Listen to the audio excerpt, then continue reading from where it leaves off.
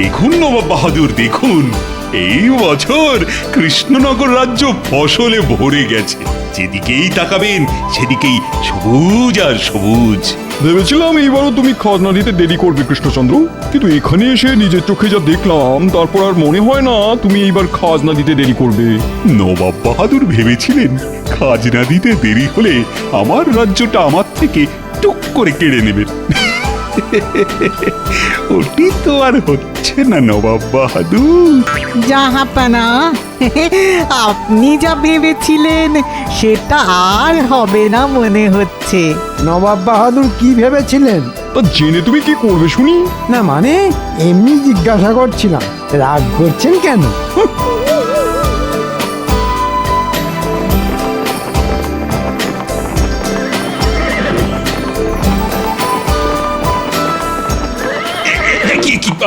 আমার ঘোড়াটা এমন চেঁচাতে শুরু করলো কেন? দাঁড়ান মহারাজ, আমি দেখছি।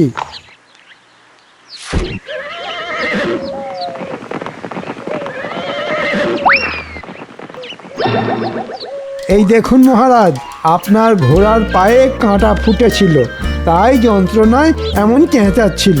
না না না, এই অবস্থায় ঘোড়ার পিঠে চেপে রাজবাড়ি ফেরার কোনো মানই হয় না। তুমি নবাব বাহাদুর আর উজিরকে নিয়ে এগিয়ে যাও মন্ত্রী, আমি আমার ঘোড়াকে নিয়ে হেঁটে হেঁটেই রাজবাড়ি যাব। আচ্ছা মহারাজ।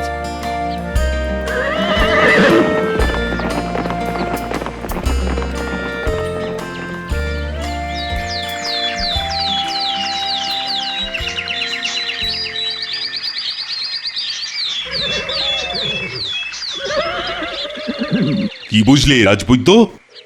আপনার ঘোড়ার পায়ে গভীর ক্ষত সৃষ্টি হয়েছে মহারাজ। সেরে উঠতে এখনো 1 মাস মতন সময় লাগবে। সে লাগুক, কিন্তু আমার ঘোড়াটা পুরোপুরি সুস্থ হয়ে উঠবে তো? আমি ক্ষতস্থান পরিষ্কার করে ওষুধ লাগিয়ে দিয়েছি মহারাজ। আশা করছি 1 মাস পর ঘোড়াটা আবার সেই আগের মতন ছুটতে পারবে। এই ঘোড়াটা আমার বড় পছন্দের ঘোড়া রাজবৈদ্য। ঘোড়াটা যেমন ছোটে তেমনই তার উপস্থিত বুদ্ধি। এই ঘোড়ার পিঠে চেপে আমি যে অনেক যুদ্ধে জয়লাভ করেছি। সেই এই ঘোড়াটা বাদে আস্তাবলের সব ঘোড়াই বেকার, সব কটা খালি খায় আর ঘুমোয়। দৌড়ানোর বেলায় কচ্ছপের থেকেও ধীরে চলে, পুরো গোপালের মতন। এই ঘোড়াটা বাদে আস্তাবলের সব ঘোড়াই বেকার। বাহ, বাবা বাবা বাবা বাবা। তাই নবাব বাহাদুরকে গিয়ে এই খবরটা দিয়ে আসি।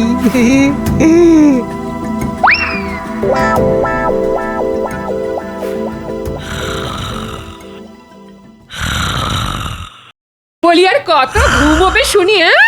আজ বুঝি তোমার রাজসভায় যাওয়া নেই? আছে গিন্নি, আছে।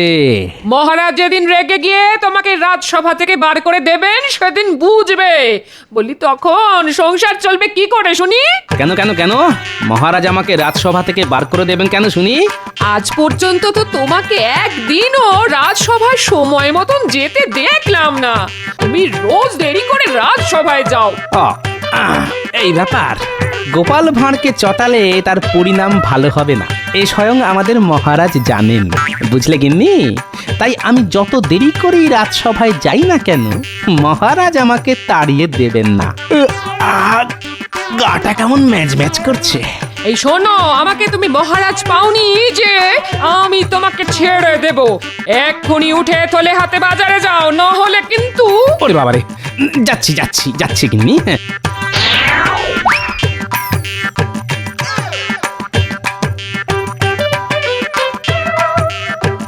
জাহাপানা, একটা লাজবাব খবর আছে, শুনলে আপনার দিল একেবারে খুশ হয়ে যাবে। তাই নাকি? তাই নাকি? একটু আগে শুনে এলাম রাজা কৃষ্ণচন্দ্রের যে ঘোড়াটা পায়ে কাঁটা ফুটে আহত হয়েছে তার পুরোপুরি সেরে উঠতে এখনো মাসখানেক লাগবে। আর এই ঘোড়াটা বাদে আস্তাবলে যত ঘোড়া আছে সব নাকি বেকার, তারা সবাই কচ্ছপের থেকেও ধীরে দৌড়ায়। চাপ বাবা, তাতে আমার কি? আমি এটাই বলতে চাইছি জাহাপানা, আপনি যদি আগামী সপ্তাহে রাজা কৃষ্ণচন্দ্রের সঙ্গে ঘোড় দৌড় প্রতিযোগিতাটা করেন তাহলে আপনি অনায়াসেই রাজা কৃষ্ণচন্দ্রকে হারিয়ে দিতে পারবেন, কারণ কৃষ্ণচন্দ্রের একমাত্র জোরে দৌড়ানো ঘোড়াটা এখন পায়ে আঘাত পেয়ে বসে গেছে, আর বাকি ঘোড়াগুলো কচ্ছপের থেকেও ধীরে দৌড়ে। আমি বুঝে গেছি উজি, তুমি কি বলতে চাইছো আমি বুঝে গেছি। আজই ফিরে চলো মুর্শিদাবাদে। পরিকল্পনাটা আরো মজবুত করতে হবে যাতে কৃষ্ণচন্দ্র ফাঁক খুঁজে পালিয়ে যেতে না পারে।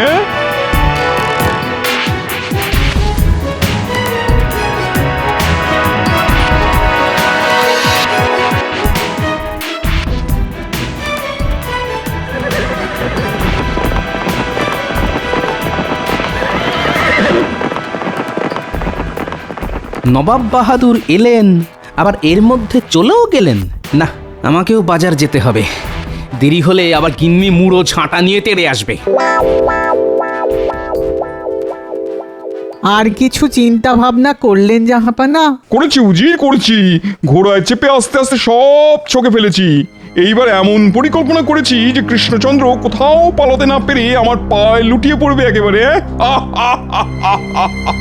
তুমি আজই কৃষ্ণনগরে দুধ পাঠাও, আর পাঠাও একজন বিশ্বস্ত লোক যে গোপনে আমাদের হয়ে কৃষ্ণনগর থেকে কাজ করবে, বুঝলে? কি কাজ করবেন জাহাপানা? সময় এলে সব জানতে পারবে। সভাকবি, অনেকদিন তোমার কবিতা শোনা হয় না, তাহা নতুন কিছু লিখলে শোনাও শুনি। লিখেছি মহারাজ, ফেলে সব কাজ, দু কলম ছড়া, মিলিয়েছি ছন্দ, নয়কো মন্দ, শুনলে জেগে উঠবে মরা। বাহ বাহ বাহ, ভারী সুন্দর হয়েছে। এ আর এমন কি কবিতা মহারাজ, এমন কবিতা আমিও লিখতে পারি, আর লিখেওছি।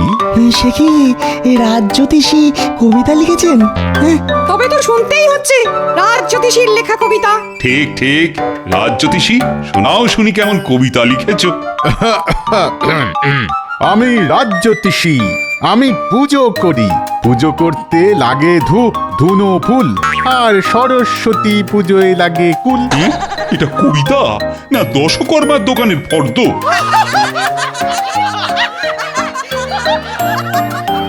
মহারাজ, একটা জিনিস লক্ষ্য করে দেখেছেন? গোপাল গতকালে রাজসভায়ও ডুব মেরেছে, আর আজ এখনো পর্যন্ত গোপাল কিন্তু রাজসভায় এসে পৌঁছালো না। ঠিক ঠিক, আমি এসে গেছি। গোপাল, তুমি আজও দেরি করে এলে। আর বলবেন না মহারাজ, রোজ সময় মতন বাড়ি থেকে বেরিয়েও আমি সময় মতন রাজসভায় ঢুকতে পারি না মহারাজ। কেন গোপাল? রাস্তা রাস্তা, দিন দিন আমার বাড়ি থেকে রাজসভায় আসার রাস্তাটা বেড়েই চলেছে, বেড়েই চলেছে, বেড়েই চলেছে। রাস্তা কি করে বাড়তে পারে শুনি? তুমি দিন দিন অলস হয়ে যাচ্ছ, তোমার নড়তে চড়তে সময় লাগে, তাই তোমার মনে হচ্ছে রাস্তাটা বেড়ে যাচ্ছে। ঠিক ঠিক, মন্ত্রী একদম ঠিক বলেছে। এত অলস হয়ে যেও না তো গোপাল, আমাকে দেখো আমি কেমন চনমনে। দুঃখিত মহারাজ, ক্ষমা করবেন। গোপাল আপনার মতন চনমনে হতে পারবে না। গোপাল ভাঁড় অলসই ভালো, আর আমি যতই অলস হই না কেন, আমার বুদ্ধি কিন্তু এখানে উপস্থিত সবার বুদ্ধির চেয়ে অনেক অনেক চনমনে। আমার বুদ্ধি একেবারে বিদ্যুতের বেগে দৌড়োয়। মহারাজের জয় হোক। নবাব বাহাদুর আপনার জন্য এই চিঠিটা পাঠিয়েছেন। হ্যাঁ, নবাব বাহাদুরের চিঠি? মন্ত্রী, পড়ে শোনাও শুনি।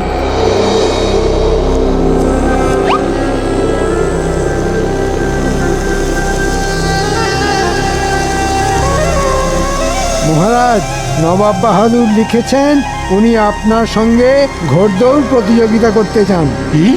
নবাব বাহাদুর সামনের সপ্তাহে আমাদের রাজ্যে আসবেন আপনার সঙ্গে ঘোড়দৌড় করতে।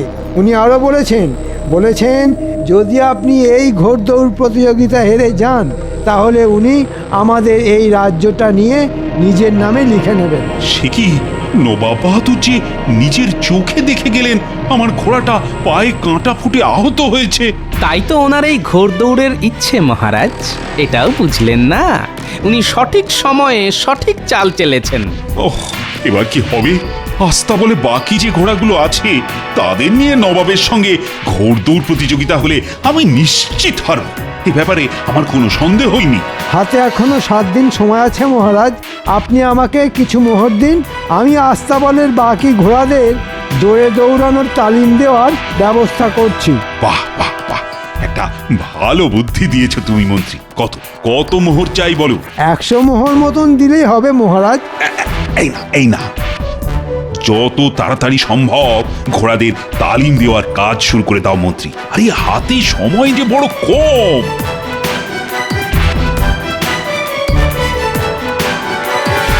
মহারাজকে বলে 100 মোহর তো পাওয়া গেল, এবার সস্তায় একটা ঘোড়াদের তালিম দেওয়ার লোক পেলেই হয়। তাকে কিছু মোহর দিয়ে বাকিটা টুক করে ট্যাঁকে গুঁজে নেব। নমস্কার মন্ত্রী মশাই। কে তুমি? আমি গরিব মানুষ মন্ত্রী মশাই, ঘোড়াদের তালিম দিয়ে পেট চালাই।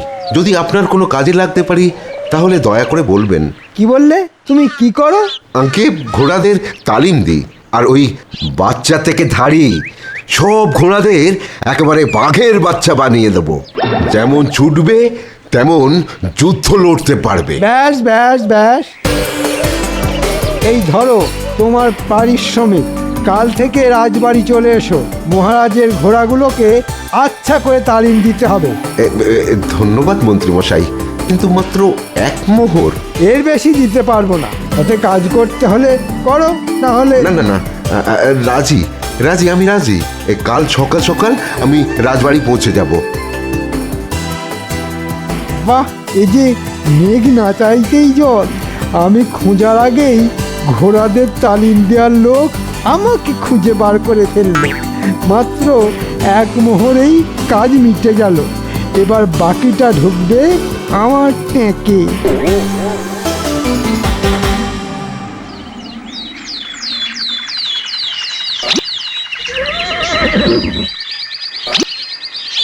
বাহ মন্ত্রী বাহ, এরই মধ্যে ঘোড়াদের তালিম দেওয়ার লোক খুঁজে তালিম দেওয়ার কাজও শুরু হয়ে গেল। দেখেছেন মহারাজ, আমি সব সময় অকাজ করি না, মাঝে মাঝে কাজের কাজও করি। তাই তো দেখছি মন্ত্রী। হে, বলছি 7 দিনের মধ্যে ঘোড়াগুলোকে তালিম দিতে পারবে তো? পারবো মহারাজ। কত গাধা পিটিয়ে ঘোড়া করে দিলাম, আর ঘোড়া পিটিয়ে ঘোড়া করতে পারবো না, তা কি হয়? ঘোড়া নয়, একেবারে চিতাবাঘ বানিয়ে দাও। আগে চলি।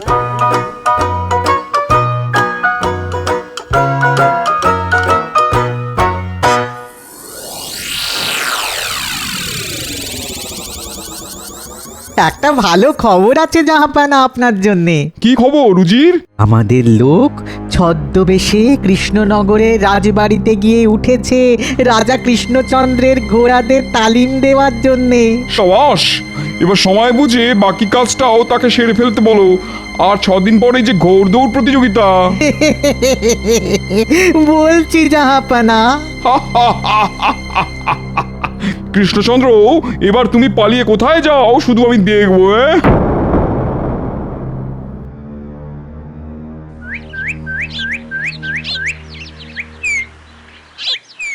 দেখতে দেখতে 5 দিন কেটে গেল। আগামীকাল নবাব বাহাদুর আসবেন আমার প্রাসাদে। তার আগে একবার দেখে আসি ঘোড়াদের তালিম দেওয়ার কাজ কত দূরে এগোলো।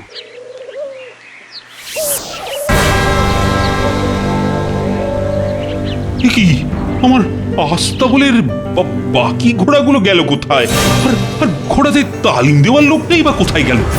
প্রহরী, প্রহরী! আগে মহারাজ, ঘোড়াদের তালিম দেওয়ার জন্য যে লোকটা এসেছিল তাকে কোথায় দেখেছো? আগে তিনি তো গতকাল মাঝরাতে আস্তাবলের সব ঘোড়াদের নিয়ে বেরিয়ে গেলেন। হ্যাঁ, বেরিয়ে গেলেন মানে কোথায় গেলেন? আর তুমি তাকে যেতেও দিলে? আমি তাকে আটকে ছিলাম মহারাজ। উনি বলেন যে মহারাজের কাছ থেকে অনুমতি নিয়েই এই ঘোড়াগুলো নিয়ে মাঠে যাচ্ছেন তালিম দেওয়ার জন্য। হ্যাঁ, মাঝরাতে তালিম? এই মন্ত্রী, তুমি তুমি কোথা থেকে ঘোড়াদের তালিম দেওয়ার জন্য ওই লোকটাকে ধরে নিয়ে এসেছিলে শুনি? আগে লোকটা আমার কাছে নিজেই এসেছিলেন মহারাজ। কেন মহারাজ, কি হয়েছে একটু খুলে বলবেন? আর কি হবে গোপাল, আমার আর কিছু বাকি নেই। গতকাল রাতে আমার আস্তাবলে সব ঘোড়াদের নিয়ে ওই লোকটা পালিয়েছে। সে কি, পালিয়েছে? মন্ত্রী মশাই, এখনো সময় আছে, আমাকে সবটা খুলে বলুন, না হলে কিন্তু আমাদের রাজ্য ছাড়া হওয়ার হাত থেকে কেউ বাঁচাতে পারবে না। বলছি আমি রাস্তা দিয়ে হেঁটে হেঁটে যাচ্ছিলাম, লোকটা আমার কাছে এসে বলল,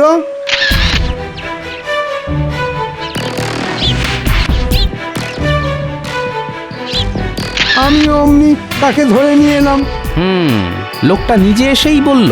তার মানে লোকটা জানতো আপনি এমন কাউকে খুঁজছেন যে মহারাজের ঘোড়াদের তালিম দেওয়ার কাজ করবে। বুঝতে পেরেছি, এবার সবটা আমার কাছে একেবারে জলের মতন পরিষ্কার। কি বুঝতে পেরেছো বলো তো গোপাল? এটাও আমাদের নবাব বাহাদুরের চাল মহারাজ। আর ওই লোকটা আর কেউ নয়, স্বয়ং নবাব বাহাদুরের লোক। তার মানে নবাব বাহাদুর লোক পাঠিয়ে আস্তাবলে সব ঘোড়া চুরি করেছেন? সব ঘোড়া নয় রাজপণ্ডিত, এখনো আস্তাবলে একটা ঘোড়া আছে, ওই দেখুন।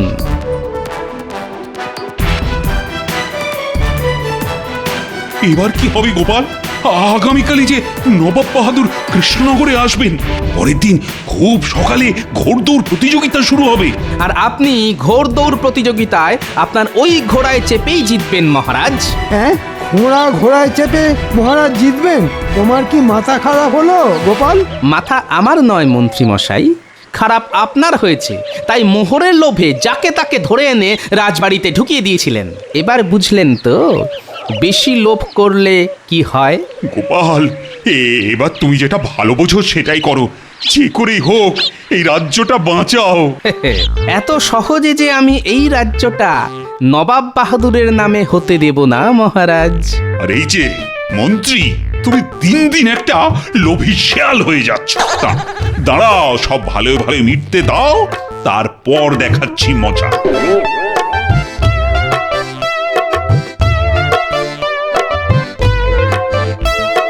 ও গোপাল দাদু, কোথায় যাচ্ছ? মাঠে যাচ্ছি রে, তোরাও চল আমার সঙ্গে, কাজ আছে। কি কাজ গোপাল দাদু? চল না, যেতে যেতে বলছি।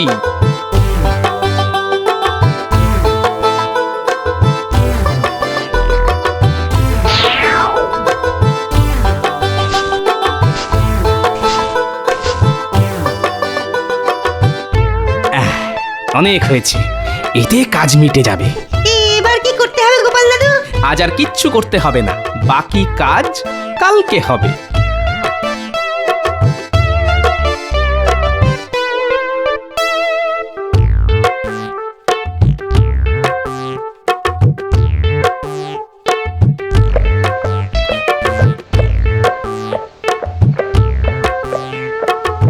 আসুন আসুন নবাব বাহাদুর, আসুন। কি কৃষ্ণচন্দ্র, ঘোড় দৌড়ের জন্য তুই তৈরি তো? তৈরি নবাব বাহাদুর, আপনারা বরং আজ রাতের জন্য আপনাদের ঘোড়াগুলো আমার আস্তাবলি রেখে দিন। চল চল।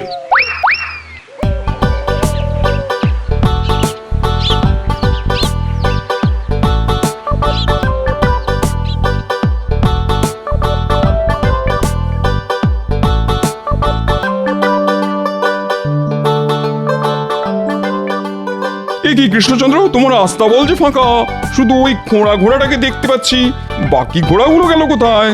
চুরি হয়ে গেছে নবাব বাহাদুর। রাজা কৃষ্ণচন্দ্র বুঝি এই ঘোড়ায় চেপে আগামীকাল ঘোড়দৌড় করবেন? হ্যাঁ, তাছাড়া তো কোনো উপায় নেই। গোপাল নিশ্চয়ই কিছু না কিছু একটা ব্যবস্থা করবে।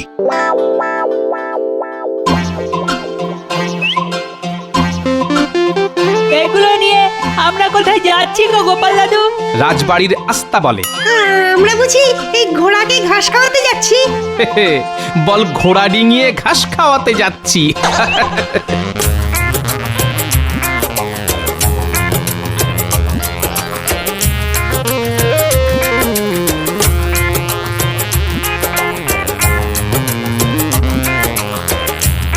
এইবার সব ঘাসগুলো ওই দুটো ঘোড়ার সামনে রেখে আয়।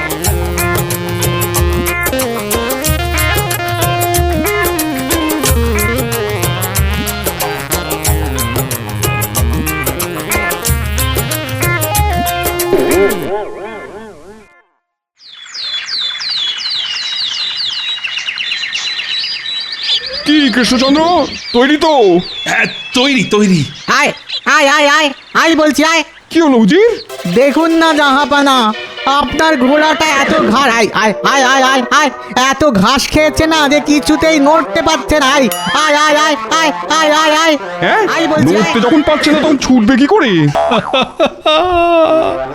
বুঝেছি, এই সব গোপালের কাজ। নবাব বাহাদুর, এবার তাহলে ঘোড়দৌড় শুরু করা যাক।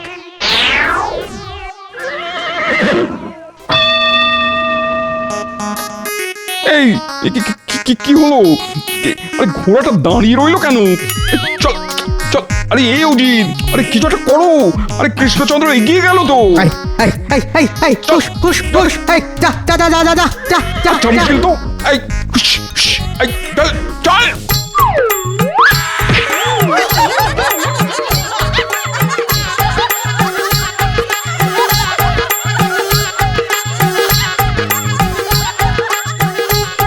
সবাই হাততালি দাও, আমাদের মহারাজ জিতে গেছেন। কৃষ্ণচন্দ্র জিতে গেল? সে কি? ছি ছি ছি ছি, নবাব বাহাদুরের সুস্থ সবল ঘোড়া আমাদের মহারাজের খোঁড়া ঘোড়ার সঙ্গে পাল্লা দিতে পারলো না। এই লজ্জা রাখি কোথায়? সত্যি সত্যি লজ্জার কথা। আমি আমি এখানে আর এক মুহূর্ত থাকবো না।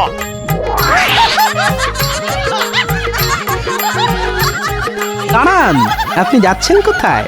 আমাকে ছেড়ে দাও গোপাল, আমাকে যেতে দাও গোপাল। দেব, তবে তার আগে আমাদের আস্তাবলের সব ঘোড়াগুলো কোথায় গেল সেটা তো বলে যান। আছে আছে আছে, তোমাদের আস্তাবলের ঘোড়াগুলো এই রাজ্যেই আছে। ওগুলো আবার তোমাদের কাছে ফিরিয়ে দেওয়া হবে, শুধু আমাকে যেতে দাও গোপাল। না গোপাল, উজিরকে ছেড়ো না। ঘোড়াগুলো ফিরিয়ে দেওয়ার পরই উজির মুক্তি পাবে। নবাব বাহাদুর বাঁচান। নবাব বাহাদুর, লজ্জার চোটে উনি এমন ছুট লাগিয়েছেন যে এতক্ষণে হয়তো মুর্শিদাবাদে পৌঁছে গেছেন। এবার আমিও পালাই।